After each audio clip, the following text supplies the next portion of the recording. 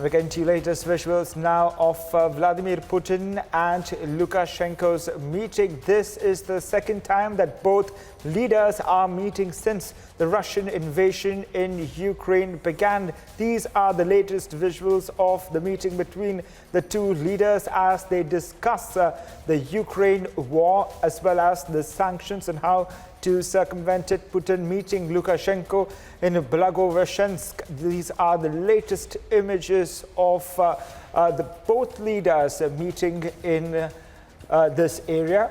Vladimir Putin meeting Belarus's Lukashenko now. These are the latest visuals on your screens. Both leaders had announced their meeting earlier in the backdrop of the Russian invasion in Ukraine. Joining me on the broadcast to give us more details of this meeting is my colleague Shivani. Shivani, what more can you tell us with regards to the meeting between both leaders? See, we've seen how Belarus has been supporting Russia in this whole aggression against Ukraine, and now we see both the leaders from Russia and Belarus are now meeting. Alexander Lukashenko, he's meeting Vladimir Putin, and these are the visuals that we are showing our viewers right now. And in the backdrop of this Russian-Ukrainian war, we've seen how Belarus has been the launchpad of the armed forces from Russia that entered Ukraine from many parts bordering Ukraine. And now both the leaders are meeting. They have been collaborating together in terms of this war. And for this reason, Belarus has been facing a lot of reactions from the European nations along with Russia. And we see both these leaders have been supporting each other, speaking out for each other. And many a times the Belarusian counterpart of Russian President Vladimir Putin has been the mediator in terms of the negotiations that have been taking place between Russia and Ukraine. We've seen a number of talks had taken place inside Belarus. And now when both the leaders are meeting, they are trying to give a strong message that in this aggression of Russia against Ukraine, Belarus will keep on supporting Russia. It will be, we've also seen how the ground inside the Belarus was used for Russian exercises, for Russian armed forces deployments. From there, they were not only initiating attacks inside the territory of Ukraine, but also in terms of messaging, Belarus has been standing strong with Russia since the very beginning, since 24th of February, when the war had begun.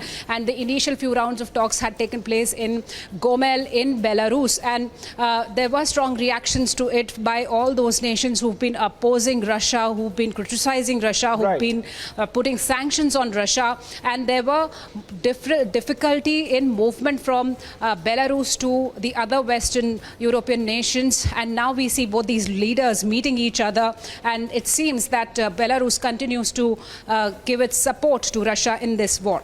As you rightly pointed out, Belarus continuing its support to Russia in the war in Ukraine. And also we have some fast-paced developments coming on the broadcast. And earlier we had reported how Russia had asked the OSCE to halt operations in Donetsk, hinting that they could go and out an all-out assault against Ukraine, especially in the eastern part. Now, how do you view the latest developments on ground in the eastern part of Ukraine with the tacit help of Belarus?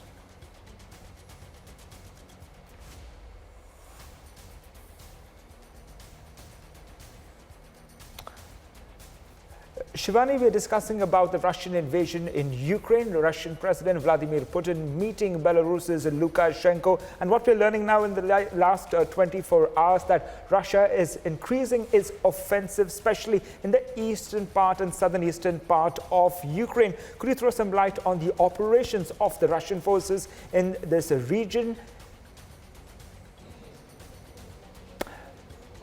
Well, Crispino, we've seen how on the 48th day also the Russian aggression is continuing, and now we see there are aggressive attacks from Russian side, also from the coastal, from the Black Sea. We've seen how the missile ships are being used now on the Crimea's boundary, on the borders, on the coastal areas. Now there are missiles that are being used, the salvo attacks that are being conducted, and also in Mariupol, continuous attacks are taking place. There is devastation. There are pictures that are emerging. There are Russian videos that are showing how Russia continues to attack various places inside Ukraine. And now when these leaders are meeting, it seems that Russia is not going to stop its war machine, as it seems to chalk out its plan with the help of other nations like Belarus that has been supporting it. And we've seen how on the western border of Crimea, the coastal region, also now Russia is aggravating its attack. So also on land,